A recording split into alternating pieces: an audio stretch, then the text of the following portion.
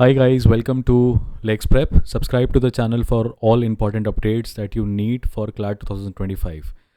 Well, these are some of the important legal topics जिनके ऊपर supreme court का decision आया है और जो आपको रीड करने चाहिए. जैसे सबसे पहला है it is with respect to citizenship act. Children of those who acquired foreign citizenship cannot resume Indian citizenship under section 8 subsection 2 of the Citizenship Act of Supreme Court. तो ये वाला सिटीजनशिप एक्ट बहुत ज़्यादा न्यूज़ में है. 5 तरीके होते हैं सिटीजनशिप एक्वायर करने के, तो उसको आप रीड करिए. टॉपिक क्या है, सिटीजनशिप एक्ट के अंदर क्या क्या चीज़ें दी हुई हैं, किन केसेस में सिटीजनशिप मिलती है. फिर Bharatiya Nagarik Suraksha Sanhita provision which caps maximum under trial term also applies to PMLA Supreme Court. अब देखिए, मैक्सिमम अंडर ट्रायल टर्म का मतलब ये है कि आपके खिलाफ केस हो गया है, आपको पुलिस ने अरेस्ट कर लिया है सिर्फ सस्पिशन के आधार पे, और अभी आपके खिलाफ चार्जेस बने हैं, ट्रायल चल रहा है, तब भी आप जेल में हैं. तो नागरिक सुरक्षा संहिता के अंदर अंडर ट्रायल प्रिजनर्स का कंजेशन कम करने के लिए टाइम लिमिट सेट किया है, तो वो पीएमएलए के केसेस में भी अप्लाई होगा, ये सुप्रीम कोर्ट ने बोला है. अगला टॉपिक है जहाँ पे चाइल्ड मैरिजेस के कंटेक्स्ट में बहुत सारे टॉपिक्स आए हैं. ठीक है, 3 टॉपिक्स हैं जो चाइल्ड मैरिजेस में है. तो सुप्रीम कोर्ट इस पूरे महीने में चाइल्ड मैरिज के ऊपर काफ़ी ज़्यादा जजमेंट दिया. फिर आपने देखा पॉक्सो का भी इंटरप्रिटेशन आया था. तो यहाँ पे सुप्रीम कोर्ट ने बोला है कि आपको सोशल चेंज लाना है तो सिर्फ प्रोसिक्यूट मत करिए, प्रिवेंशन यानी कि समाज में इस तरह के कुछ इनिशिएटिव्स लीजिए जिससे कि चाइल्ड मैरिज का जो मीनेस है वो कम हो सके. सिर्फ चाइल्ड मैरिज जिसने करवाई है उसको प्रोसिक्यूट मत करिए. ठीक है.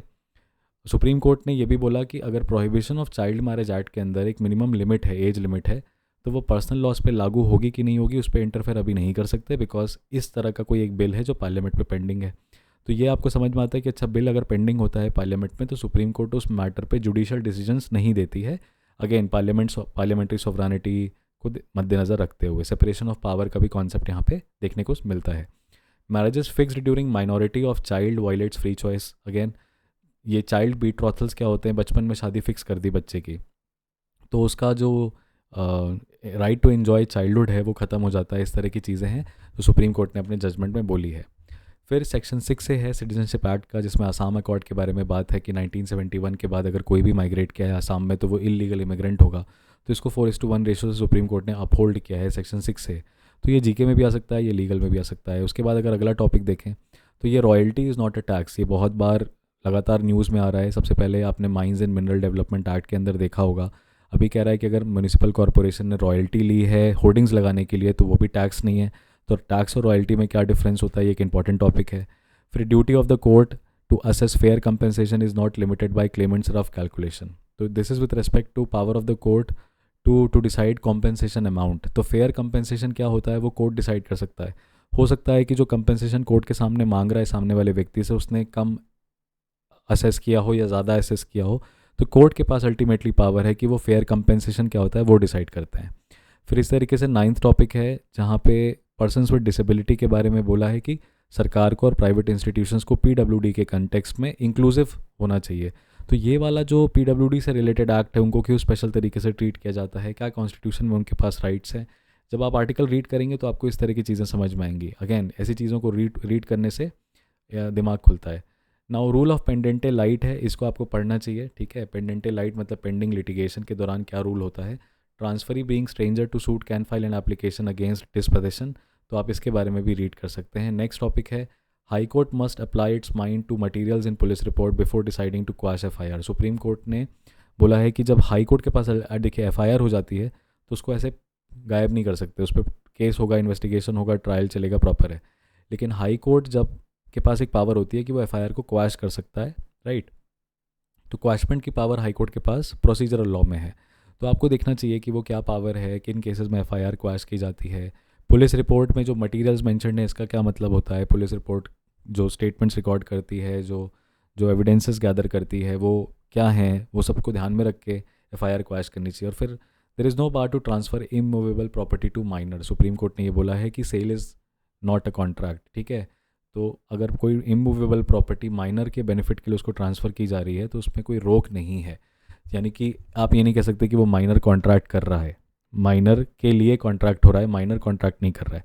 तो कॉन्ट्रैक्ट एक्ट से रिलेटेड आपने देखा कि यहाँ पे आपको 2 पैसेज दिखाई दिए. फिर मिसलिनियस से रिलेटेड आपको 2-3 पैसेज दिखाई दे रहे हैं जिसमें फेयर, जिसमें रॉयल्टी वाला टॉपिक है, पेंडेंटे लाइट वाला टॉपिक है, पीडब्ल्यूडी है.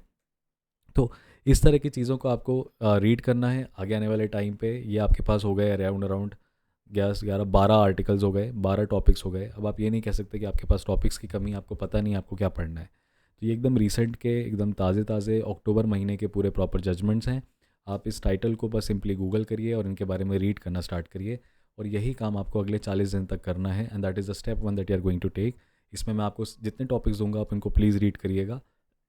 अगर इससे रिलेटेड सॉरी इससे रिलेटेड आपको कंटेंट नहीं मिल रहा है, आर्टिकल नहीं मिल रहा है, तो कमेंट सेक्शन में आप अपना कॉन्टैक्ट नंबर मेंशन कर सकते हैं, जहां से मैं सीधे आपको इसका पीडीएफ व्हाट्सएप करूँगा।